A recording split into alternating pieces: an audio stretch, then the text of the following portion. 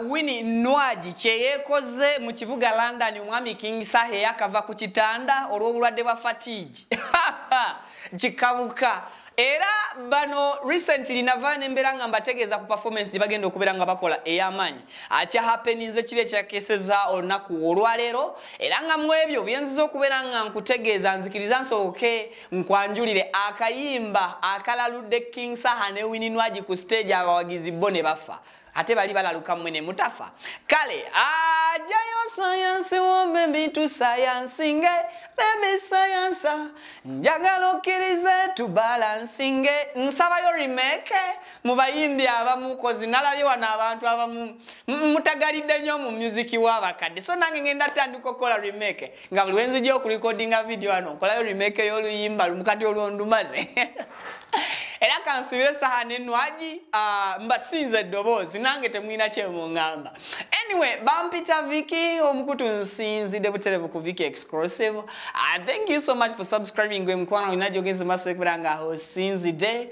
okutulabira n'ennyongera okwebaza emirimu yonna gy'okakalabiza nkugamba bugambi yongera mu bwongezi maanyi osobola okukera ku makyanga naawe okozi ozifunye ozitebye n'ojoga bobolaba bajoga ekibuga olunaku olwaleero bwentyo bwentandise olunaku ate hajati Aisha Kalodo omulombi weddwa ku abalina ebizibu ebyenjawulo enamba esembya 067 mu contacting ko ate ne ka message ku WhatsApp osobola okaleka embeera nabeera nga agikuddiza mu nteeka ebeera etabanguse navayo juzi wano nakunga biri emabega ne mbaweereza ka video ka King Saha ne mbabulira ne wajja agenda okubeera nga performinga ne mbagamba nti ye ne Winnie Nwagi bali mu London bano balina stage yamanji babadde bagenda okubeera nga bakuba era kya happenings ekiro ekyakeseza olunaku olwaleero gwe n'omunanga atamanyi kiro kyakeseza olunaku olwaleero anjogera ku nnoku z'omwezi 20 omwezi ogwokubiri omwaka gwe guno ogwa violence 2023 so gwe alina kyoyagala okubeera nga okola ekirimu ka violence so kikole mu guno omwaka kuba tunaatera ogubuuka kakati King Saha ne Winnie Nwagi bakubye performance ebadde ensufu ennyo nnyini ddala era Saha nga tannaba kubeera nga joiningibwako Winnie Nwagi ku stage asoose kuperforminga luyimba lwa mulirwano oba mulumanyi bulungi nalwo ndukola remake voku nedda taata violence gireke so asoose kuba luyimba lwa mulirwana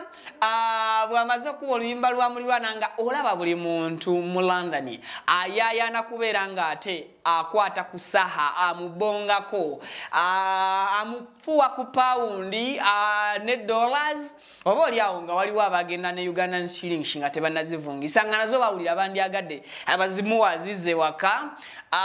lwa luyimba lwa mulirwana then Saha bw'amaliriza okuba oluyimba olwo lwa mulirwana n'akuba oluyimba lwe bayita science so mujjukira bulungi collaboration eyo kati etuteeka akabanga yagiyimba n'omukyala Winnie Nwagi yes nanyumizanga mwe kuba mutegeera mangu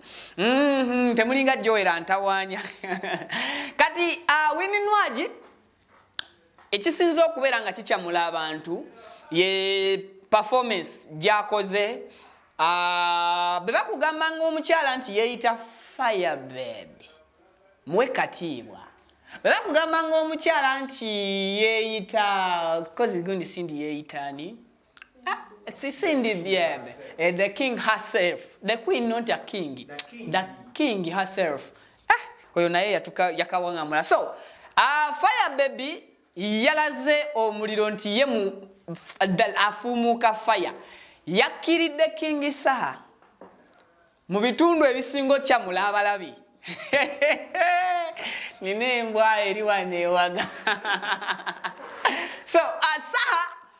Yatunuulidde Winnie Nwagi n'agamba wow Fatiji yali anzise but this is kyero ina kyo badde ngamba abantu nesigenda kyogera ekyabaddewo before nga Saha ne Nwagi tebanna bakugenda ku stage ekyo katukyesigalize. Anyway mumbere muba mumbere ndala comment section nzigule nze video yiyo njibateeredde